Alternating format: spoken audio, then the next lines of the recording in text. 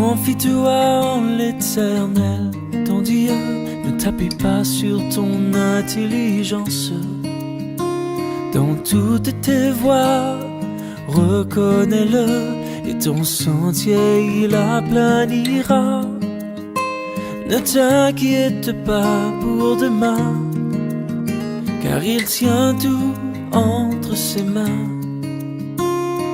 Confie-toi en l'Éternel, ton Dieu, et il te conduira. Seigneur, parfois c'est bien trop difficile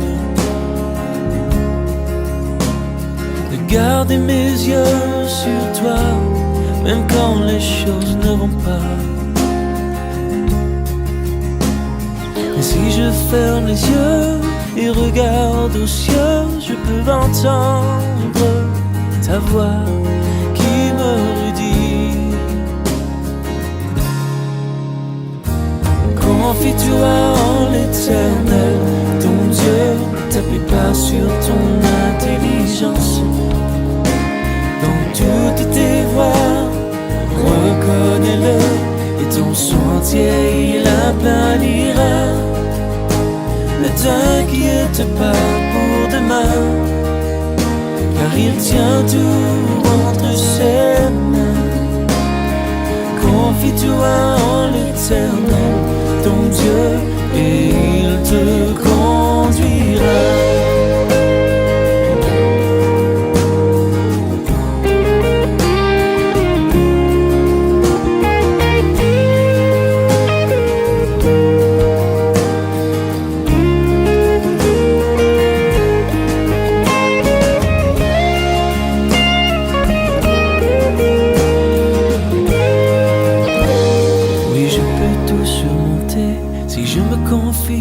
En celui qui m'a sauvé.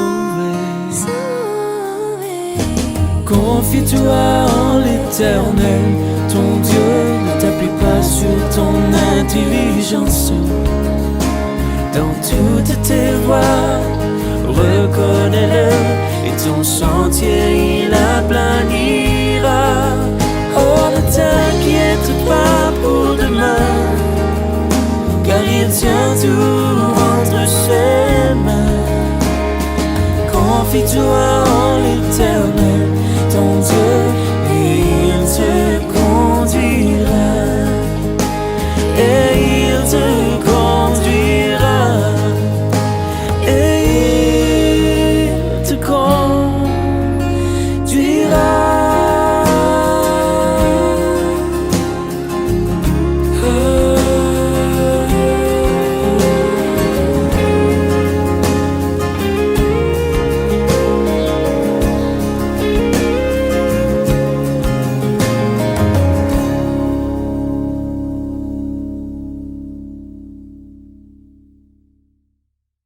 Et j'aimerais bien que ensemble nous puissions lire dans la parole le chapitre d'Ésaïe, Ésaïe 41. Notre sœur Karine a déjà installé ce passage, donc si vous pouvez même le suivre sur la projection de l'écran, directement aussi. Donc c'était à un temps particulier d'Israël où les ennemis étaient là, où il y avait de l'oppression, où il y avait des pressions et où les temps étaient incertains. D'ailleurs, c'était les paroles que vous avez employées dans la prière. Les temps incertains, le stress, la crainte des choses terribles qui pourraient arriver. Et j'ai l'impression qu'on pourrait se comparer à ce temps. Alors, c'est là que Dieu a poussé son prophète à parler de sa part, dans ses paroles, où il va rassurer le peuple et il va lui donner des certitudes de son regard vers ce peuple au milieu de la détresse, de ce monde. Alors, je le lis et nous allons nous appuyer sur ce que le Seigneur dit de ce qu'il pense de ce peuple, ce qu'il a envie de faire pour ce peuple unique à ses yeux au milieu d'un monde en désarroi. Alors, le verset 7 nous dit « Le sculpteur encourage le fondeur » pour faire son idole, hein. Celui qui polit au marteau encourage celui qui frappe sur l'enclume. Ah, il y a... Attends, on va... Viens mon frère, viens. Ouais. On va pas t'exclure. Non, on fait. Voilà. On commençait à partager la parole. Hein? Alors, pile. Donc, on lisait, on commençait à le lire là dans Ésaïe au chapitre 41 et à partir du verset 7. On le reprend. Et puis c'est projeté aussi. Alors Dieu dit, par la bouche du prophète à son peuple, et nous sommes son peuple, en comparaison à Israël à cette époque-là, le sculpteur encourage le fondeur, celui qui polit au marteau, encourage celui qui frappe sur l'enclume. Il dit de la soudure, « Oh, elle est bonne !» Et il fixe l'idole avec des clous pour qu'elle ne branle pas. Mais toi, Israël, mon serviteur, Jacob, que j'ai choisi, race d'Abraham que j'ai aimé, toi que j'ai pris aux extrémités de la terre et que j'ai appelé d'une contrée lointaine, à qui j'ai dit, tu es mon serviteur. Je te choisis et ne te rejette point. Ne crains rien, car je suis avec toi. Ne promène pas des regards inquiets, car je suis ton Dieu. Je te fortifie, je viens à ton secours, je te soutiens de ma droite triomphante. Voici, ils seront confondus, ils seront couverts de honte, tous ceux qui sont irrités contre toi. Ils seront réduits à rien, ils périront. Ceux qui disputent contre toi, tu les chercheras et tu ne les trouveras plus. Ceux qui te suscitaient querelle, ils seront réduits à rien, réduits au néant. Ceux qui te faisaient la guerre, car je suis l'Éternel ton Dieu, qui fortifie ta droite, qui te dit, ne crains rien, je viens à ton secours, ne crains rien. Rien que dans ce passage, combien de fois il y a marqué ne crains rien, hein? Ne crains rien, vermisseau de Jacob, faible reste d'Israël. Je viens à ton secours, dit l'Éternel, et le Dieu d'Israël est ton sauveur. Voici, je fais de toi un traîneau aigu tout neuf, gardé de pointe, tu écraseras, tu broieras les montagnes, et tu rendras les collines semblables à de la balle. Tu les vanneras, et le vent les emportera, et un tourbillon les dispersera. Mais toi, tu te réjouiras en l'Éternel. Tu mettras ta gloire dans le sein d'Israël. Les malheureux et les indigents cherchent de l'eau, et il n'y en a point. Leur langue est desséchée par la soif. Mais moi, l'Éternel, je les exaucerai. Moi, le Dieu d'Israël, je ne les abandonnerai pas. Je ferai jaillir des fleuves sur les collines et des sources au milieu des vallées. Je changerai le désert en étang et la terre aride en coupant d'eau. Je mettrai dans le désert le cèdre, l'acacia, le myrte et l'olivier. Je mettrai dans les lieux arides le cyprès, l'orme et le buis tous ensemble, afin qu'ils voient, qu'ils sachent, qu'ils observent et considèrent que la main de l'Éternel a fait ces choses et que le Saint d'Israël en est l'auteur. Alléluia. Oh, nous imaginons comment le peuple d'Israël pouvait s'attacher à ces paroles.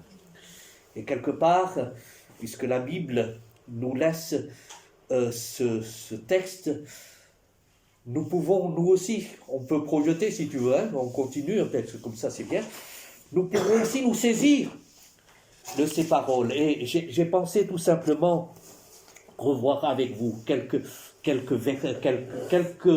portions, et vous pourrez aussi voir aussi ce que nous ne voyons pas ce matin.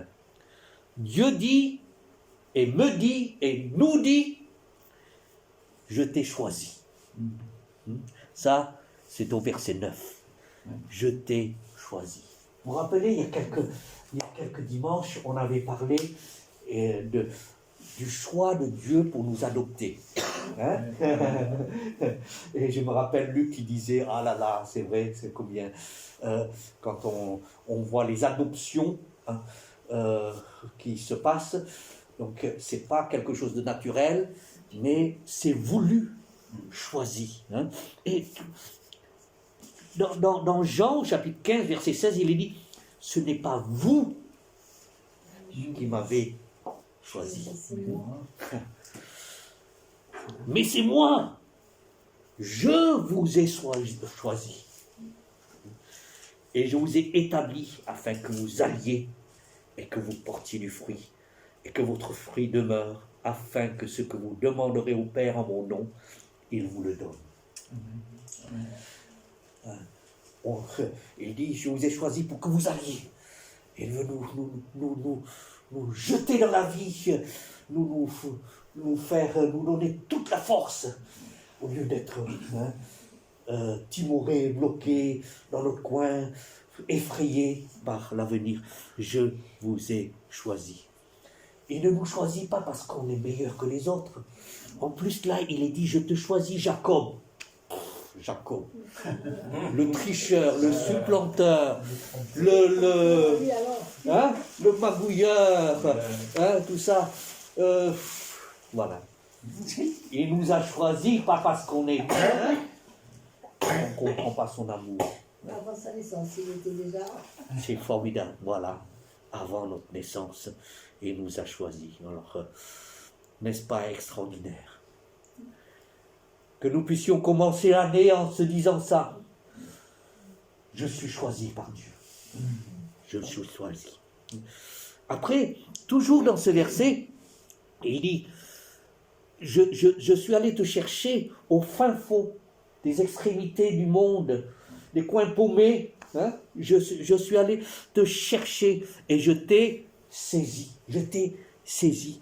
Ça nous rappelle Pierre qui s'enfonce là et puis qui dit « Seigneur, sauve-moi » et le Seigneur est là avec sa main pour le saisir.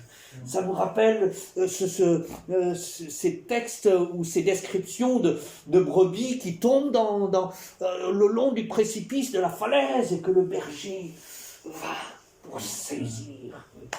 Il nous a saisis. Oh, s'il ne nous avait pas saisis, où est-ce qu'on serait où est-ce qu'on serait là, à l'heure actuelle?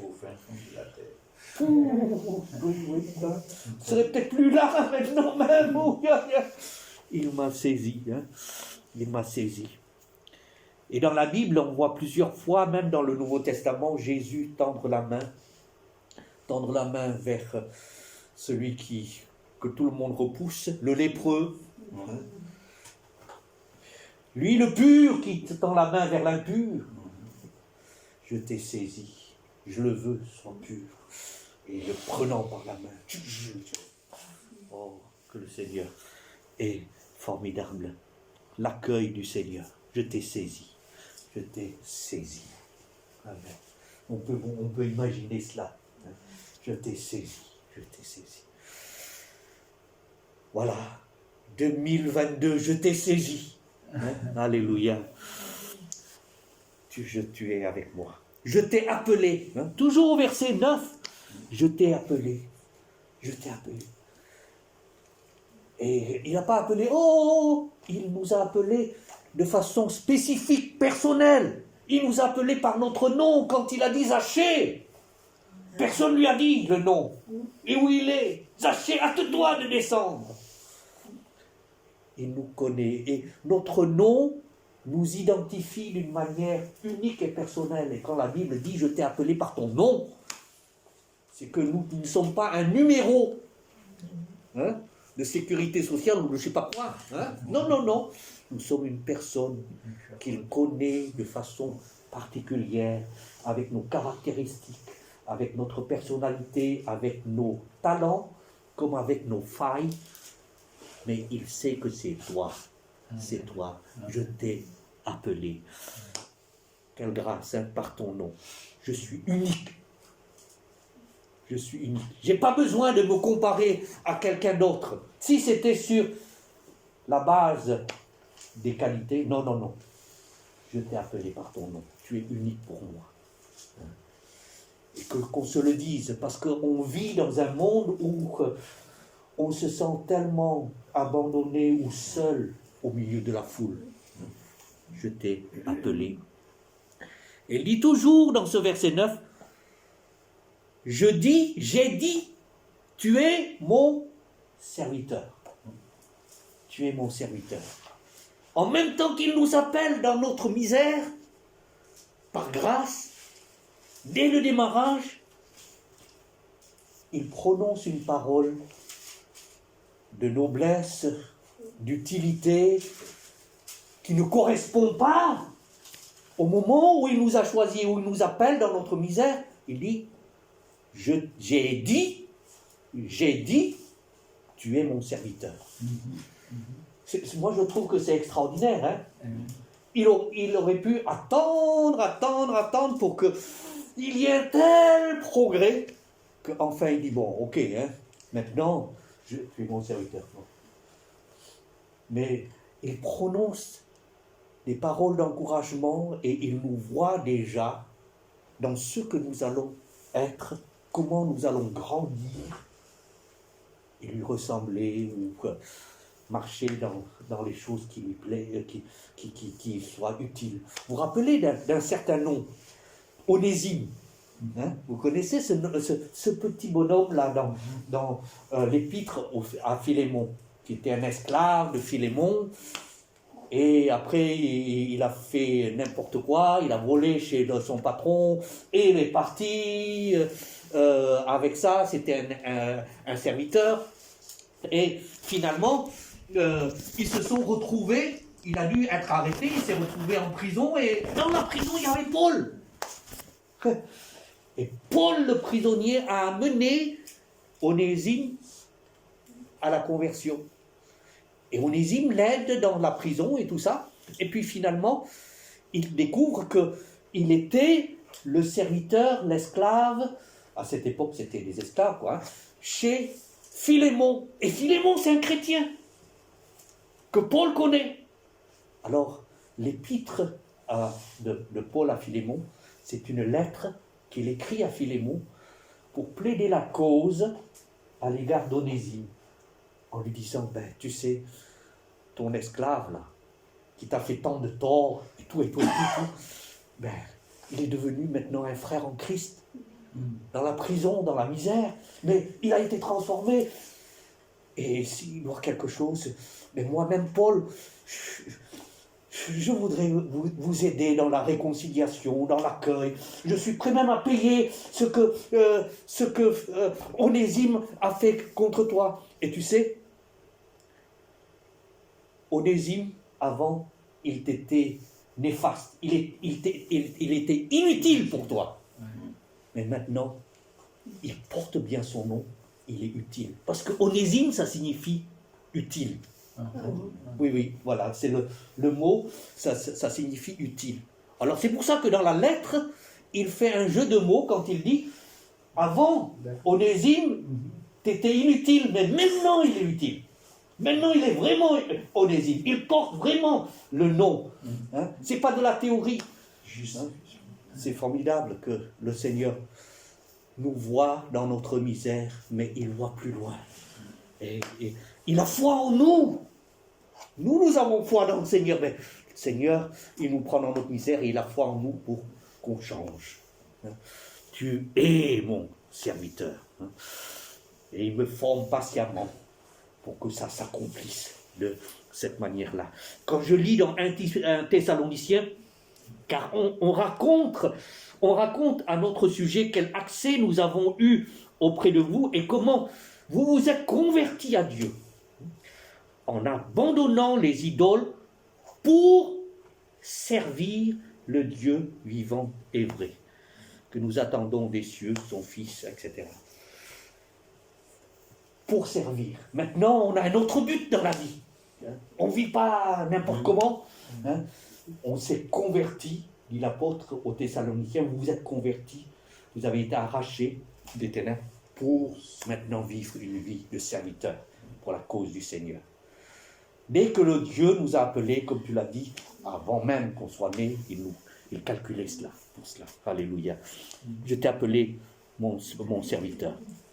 Et puis, au verset 9, toujours, il dit, je ne te rejette pas. Ça, c'est extraordinaire. Je ne te rejette pas.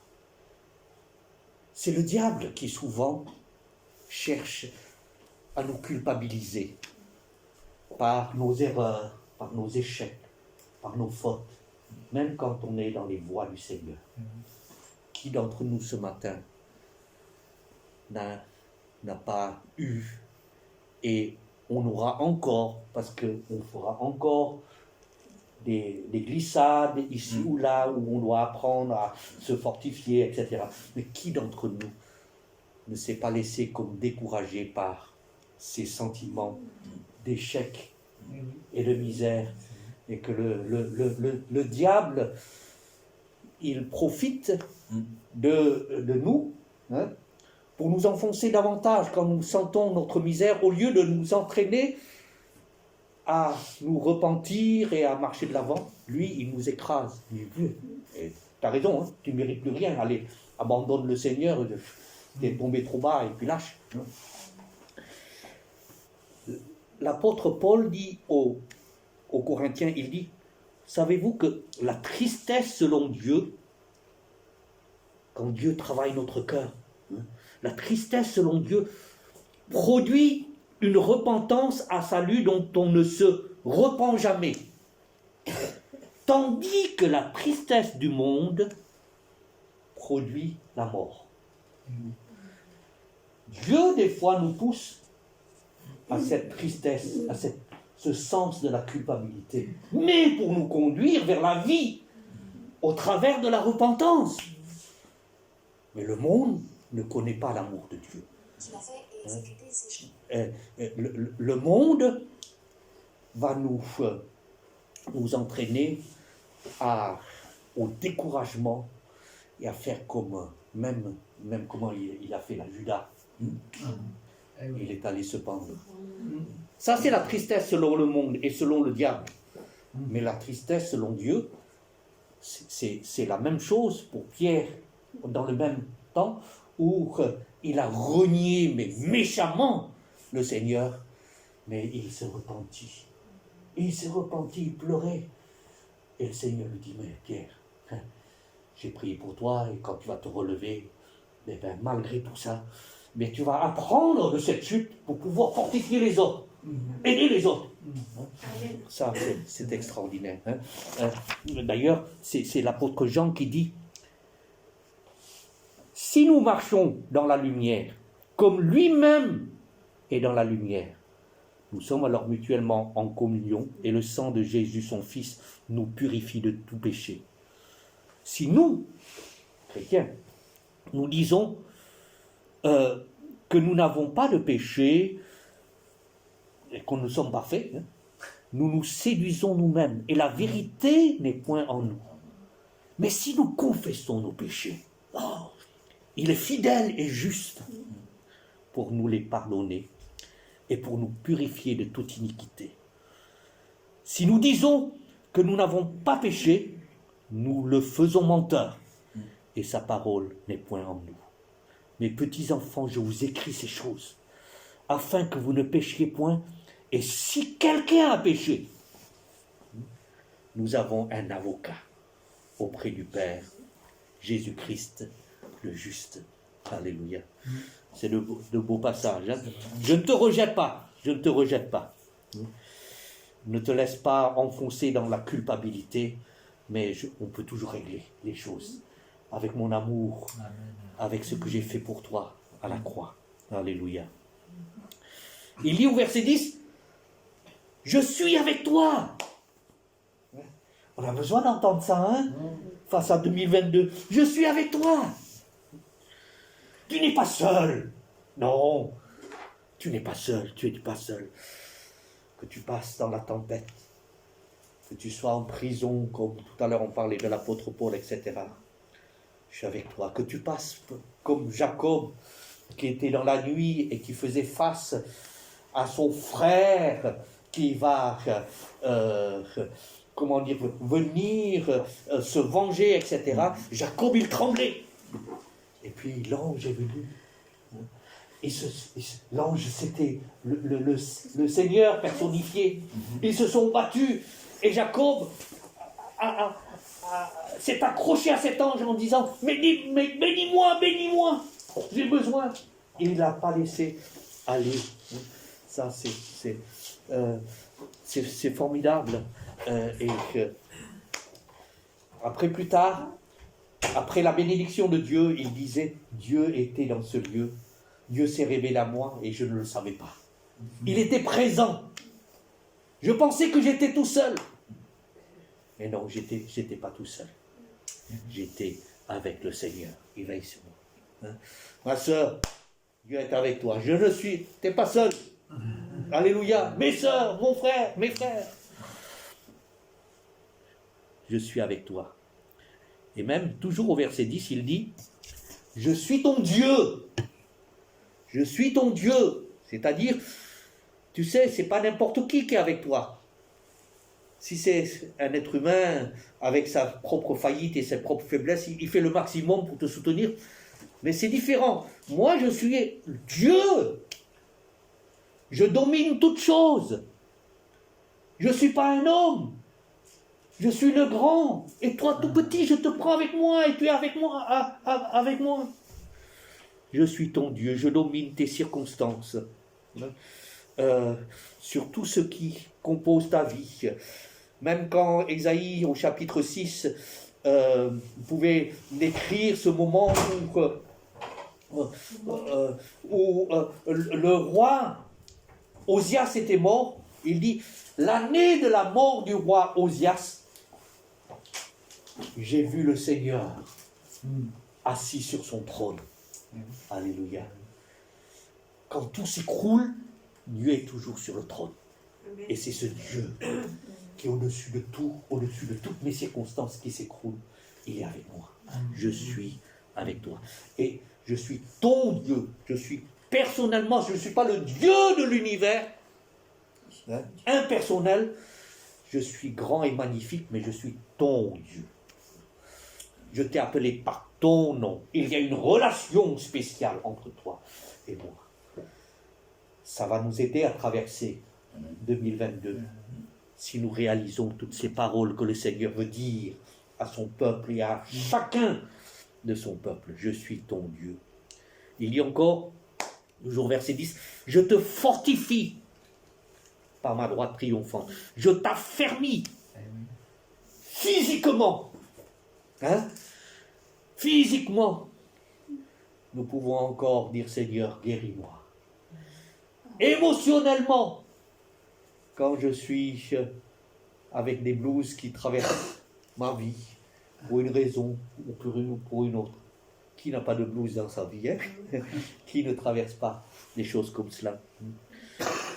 Je suis avec toi physiquement, émotionnellement, spirituellement, je te fortifie, je t'affermis. Et avec l'apôtre Paul, nous pouvons dire, je puis tout par celui qui me fortifie. Amen, je te fortifie. C'est la provision. C'est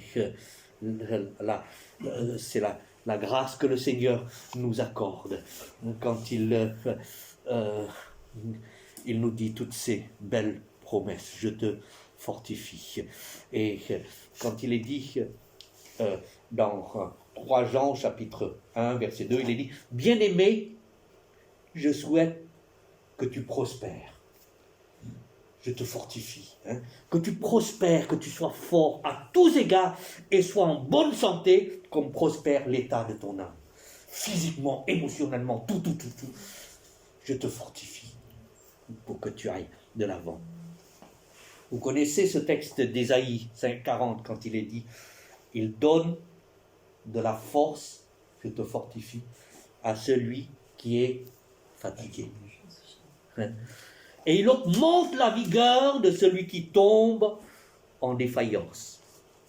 Les ados, les adolescents se fatiguent et se lassent, et les jeunes hommes chancellent, mais ceux qui se confient en l'Éternel renouvellent leur force. Ils prennent le vol comme les aigles, ils courent et ne se lassent point, ils marchent et ne se fatiguent point. Alléluia. Je te fortifie, dit le Seigneur. Dans nos moments de lassitude en 2022, allons vers le Seigneur. Allons vers le Seigneur. Seigneur, j'ai besoin que tu me fortifies. Je passe par une mauvaise passe, mais je m'appuie sur tes déclarations pour tes enfants, et je suis ton enfant. Je te fortifie, je t'affermis. Et il dit toujours au verset 10, et je viens à ton secours. On aura des occasions, certainement, où on se sent comme complètement désarmé et... Comment faire? Au secours, Seigneur! Au secours! Il veille sur moi. Il veille sur moi. Alléluia. Il ne dort, ni ne sommeille, ni ne dort. Celui qui veille sur moi. Alléluia. Le psaume 121. Un secours qui ne manque jamais dans la détresse. Il est ma solution ultime. Ma solution ultime. Quand je suis dans l'impasse, quand je vais couler, il est ma solution. Alléluia. À tous mes besoins, il est la solution. Quand je sens que plus rien ne marche, demain, je vais être exécuté. C'est l'apôtre Pierre. Demain, c'est la sentence qui va tomber. Je vais être exécuté. Et Dieu choisit le dernier jour, le dernier moment pour envoyer un ange et ouvrir les portes. Et Pierre est libéré. Alléluia. Ne perdons pas ce courage. Chaque fois, entre-temps, il dit toujours, mais ne crains pas. Et puis il donne ces promesses-là. Je viens à ton secours. Je te soutiens justement par ma droite triomphante. Il me soutient quand je suis éprouvé, quand j'ai des mauvaises nouvelles de ma famille ici, ou quand à mon travail il y a quelques soucis, ou cela. Je te soutiens par ma droite triomphante. Et puis plus loin, il dit, je t'exaucerai. Je t'exaucerai. Pour exaucer, bien, on a besoin d'écouter. Et nous avons un Dieu qui nous écoute. Nous ne sommes pas trop petits pour qu'il nous néglige et qu'il veuille écouter que les grands. Des fois, tu vas dans certains compartiments de la société, dans quelques bureaucraties, tout ça. Mais si tu es un petit, on va te renvoyer, on ne t'écoute pas, mais on ne s'occupe pas de toi. Mais le Seigneur dit, je t'exaucerai. Ce qui entraîne, je t'écouterai. Tu peux ouvrir ton cœur. Tu peux me parler. Je serai patient et je t'écouterai. Ne te sens pas trop pauvre. Ne te sens pas trop négligeable, malheureux et oublié. Moi, je prends le temps pour toi. Des fois, il y a des parents que les enfants ou n'importe qui reprochent un peu en disant « Mais tu prends jamais le temps pour moi. » Oui. Le Seigneur dit là, Je suis ton papa, hein. Tu peux venir quand tu veux. Et je suis pas affairé dans... T'as besoin de moi? Allez, s'assois. Allez, dis-moi qu'est-ce qui va pas. Hein? Ça, c'est formidable, ça. Hein? Alléluia. Je t'exaucerai. Et il dit, je te réponds, je t'exaucerai, ça veut dire, non seulement je t'écoute, mais je te répondrai. Je te répondrai. Et c'est la caractéristique du Seigneur quand le psaume 65 nous dit ceci. Ô toi qui écoutes la prière, tous les hommes viendront à toi. Ô toi qui écoutes la prière, tous les hommes viendront à toi. C'est extraordinaire.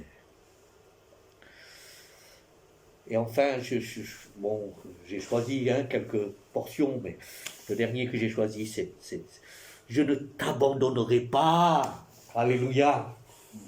Je ne te délaisserai pas. Le verset 17. Hein. Je ne serai pas impatient. En tahitien, on dit, je ne suis pas fiou de toi. Quelques-uns d'entre vous, vous savez que j'emploie ce mot parce que c'est un mot très célèbre, ça fait partie de la culture tahitienne. Je suis fiou, c'est-à-dire que j'en ai assez. Allez, j'abandonne. Je vais. Tu vois, en Polynésie, des fois, l'ouvrier, il ne vient pas au travail. Alors le patron, il s'inquiète et il se dit, mais où il est passé celui-là? Il est malade, ou quoi. Des fois, les enfants, ils ne vont pas à l'école. Après, le responsable, etc., téléphone, s'inquiète, tout ça. Qu'est-ce qui t'arrive? Qu'est-ce qui ne va pas? Je suis fiou. Pas plus que ça. En Polynésie, c'est comme ça. Je suis fiou. Et quand, là-bas, on dit je suis fiou, le patron, il comprend, parce que c'est la culture là-bas. C'est une bonne excuse. Bon, t'es fiou. T'es pas mal. T'es fiou. Hein, tu vas pas à l'école, t'es fiou. Bon, t'es fiou, ça va passer. Et si ça passe pas. Mais voilà, ce mot est tellement célèbre dans la culture que maintenant, c'est entré dans le dictionnaire français. Le mot fiou. C'est un des mots tahitiens qui, il n'y a pas trop longtemps, c'est rentré dedans. Et bien, le Seigneur, il se tourne vers nous Polynésiens. Il dit, tu sais, je suis pas fiou de toi, hein, j'en ai pas assez de toi, hein. Je suis pas fiou de toi. Ça, voilà. Alléluia.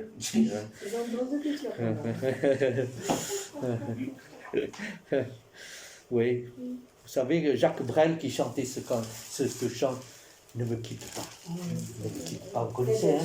Ne me quitte pas, ne me quitte pas. Ouais. Quand on abandonne quelqu'un, quand il y a des drames comme cela, de séparation, de divorce ou de famille qui éclate, tout ça, c'est parce qu'on en a assez de l'autre. Donc on ne peut plus supporter. Hein? C'est quel drame. Mais le Seigneur, il va jamais nous quitter. C'est peut-être nous, les hommes, qui le quittons. Mais ce matin, devant son amour, devant sa promesse, il dit, mais je ne t'abandonnerai pas. Mais moi, j'ai envie de dire, Seigneur, je veux admirer ton amour. Et je veux t'aimer parce que tu m'as aimé le premier. Et moi, avec ton secours, avec le secours de ton esprit, avec ma relation intime chaque fois avec toi, eh bien moi aussi, par ta grâce, je ne te quitterai pas. Je ne t'abandonnerai pas. Je termine avec 2 versets que je cite. Jérémie 31, verset 3 qui dit « De loin, l'Éternel se montre à moi. Je t'aime d'un amour éternel. C'est pourquoi je te conserve ma bonté. » L'amour éternel, inconditionnel du Seigneur à notre égard. Il dit, je t'aime. Il n'a pas honte de faire des déclarations. Des fois, nous, on a un peu honte de dire à sa femme ou à son mari, ou je ne sais pas, on est un peu gêné de dire je t'aime. Ben, le Seigneur, lui, il nous apprend à faire la même chose. Hein, à ne pas avoir honte de donner cette assurance d'affection à l'autre, parce que l'autre en a besoin. Il fait des déclarations d'amour, le Seigneur. Hein. Je t'aime d'un amour éternel. mon enfant, je t'aime. Ésaïe, toujours dans ce chapitre, il dit, car je suis l'Éternel ton Dieu, qui fortifie ta droite, et qui te dit encore, ne crains point, je viens à ton secours, ne crains point, vermisseau, misérable, vermisseau de Jacob, petit verre, rien de tout, ne crains pas, faible, reste d'Israël, car je suis à ton secours, dit l'Éternel. Je suis le Saint d'Israël, qui est ton sauveur. Je suis le Saint d'Israël, ton sauveur. Alors, je redis, et vous pouvez relire ce passage personnellement et faire comme une alliance tout à nouveau avec le Seigneur. Mais le Seigneur dit, voilà mon alliance avec toi. Je t'ai choisi. Je suis allé te chercher et je te saisis. Je t'ai appelé. J'ai dit, tu es mon serviteur. Je ne te rejette pas. Je suis avec toi. Je suis ton Dieu. Je te fortifie. Je t'affermis. Je viens à ton secours. Je te soutiens par ma droite triomphante. Je t'exaucerai. Je ne t'abandonnerai pas. Je ne te délaisserai pas. Quelle grandeur. Amen.